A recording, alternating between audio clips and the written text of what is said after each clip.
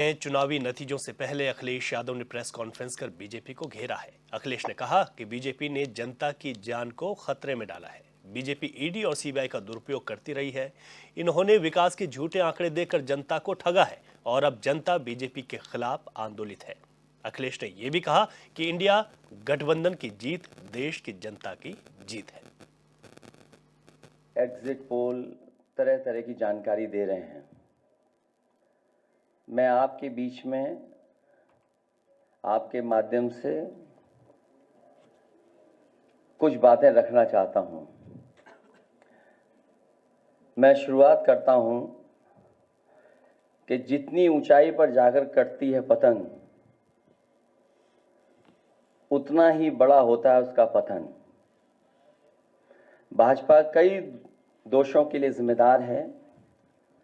सामाजिक रूप से भाजपा ने देश में सौहार्द बिगाड़ा, भाईचारा खत्म किया, जाति के खिलाफ जाति, संप्रदाय के खिलाफ संप्रदाय लड़वाया, संविधान द्वारा दिए गए आरक्षण को साजिशन खत्म करने के लिए बेरोजगारों से छल किया, पेपर लीक कराए, देश के लिए आगे बढ़कर लड़ने वालों की बहन बेटियों के लिए जानबूझकर अपने मंत्रियों से अपशब्द कहलवाए बढ़ाए, मणिपुर हाथरस, महिला पहलवान, पिछड़े दलित अल्पसंख्यक व आदिवासियों पर अत्याचार और सबसे खराब व्यवहार किए जाने के लिए रिकॉर्ड बना। आर्थिक रूप से इलेक्टोरल बॉन्ड का ऐतिहासिक भ्रष्टाचार किया। इलेक्टोरल बॉन्ड के माध्यम से पैसा कमाने के लिए मुनाफाखोरी को बढ़ावा दिया, जिसने महंगाई को बढ़ाया।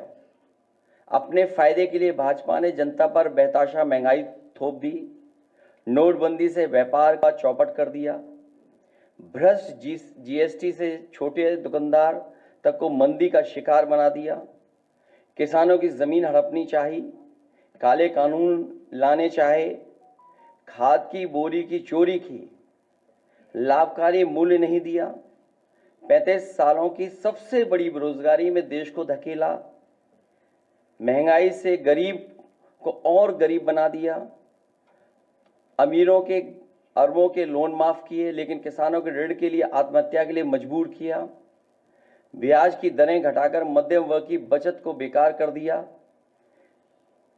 बैंकों में तरह तरह के चार्ज और पेनल्टी से लोगों के खाते दीमक की तरह अंदर ही अंदर खा गए, बैंक लॉकरों के नाम पर जिम्मेदारी से पल्ला झाड़ लिया, नैतिक रूप से चंदे तक का पैसा खा गए, केयर फंड के नाम के आगे पीएम के नाम का इस्तेमाल करके बाद में हिसाब देने से मना कर दिया, अपराधियों को शामिल करने, उनके कृत्यों पर पर्दा डालना, जैसे मणिपुर में अपने संगी साथियों द्वारा बेटी के साथ मानवीय व्यवहार में, बीएचयू छात्र अभद्रता कांड में, खीरी किसान हत्याकांड में, हाथरस की बेटी के बलात्कार हत्या व कानपुर देहात कांड में जहां मां बेटी को झोपड़ी में जिंदा जलाकर मार डाला, ऐसे अनगिनत उदाहरण हैं। शारीरिक रूप से देखें तो भाजपा लोगों के शरीर स्वास्थ्य से भी खिलवाड़ किया, उसके भी दोषी हैं। भाजपा ने बिना जांच परखे जानलेवा वैक्सीन लगवाई, कमीशन खाकर गलत दवाइयों को पास करके लोगों का जीवन खतरे में डाला।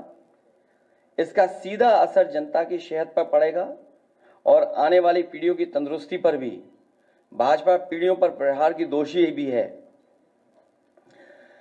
मनोवैज्ञानिक रूप से लोगों के दिल और दिमाग में जानलेवा वैक्सीन लगवाने के बाद बीमार होने पर डर बैठा दिया, महिलाओं के अंदर असुरक्षा का भाव घर कर गया, युवा अनएम्प्लॉयमेंट या अंडर एम्प्लॉयमेंट से डिप्रेशन का शिकार हुआ। राजनीतिक रूप से चंडीगढ़ के मेयर चुनाव में कैमरे के सामने धांधली की, चुनी हुई सरकारें गिराई, खरीद फरोख्त का नकारात्मक सियासत को जायज ठहराया, पारिवारिक रूप से राजनीतिक फायदे के लिए परिवारों को लड़वा दिया, भाई के खिलाफ भाई को।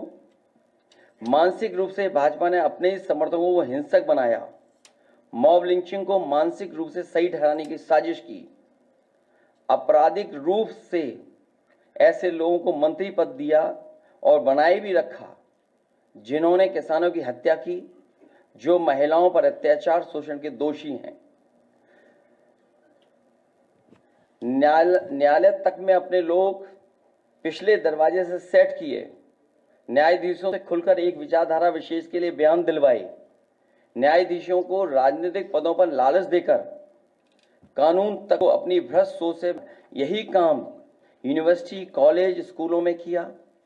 नौकरशाही में लेटरल एंट्री के बहाने यही धांधली की। योजना आयोग खत्म किया। ED, CBI, IT, income tax को सरकार बनाने, बचाने और चलाने के लिए इस्तेमाल किया।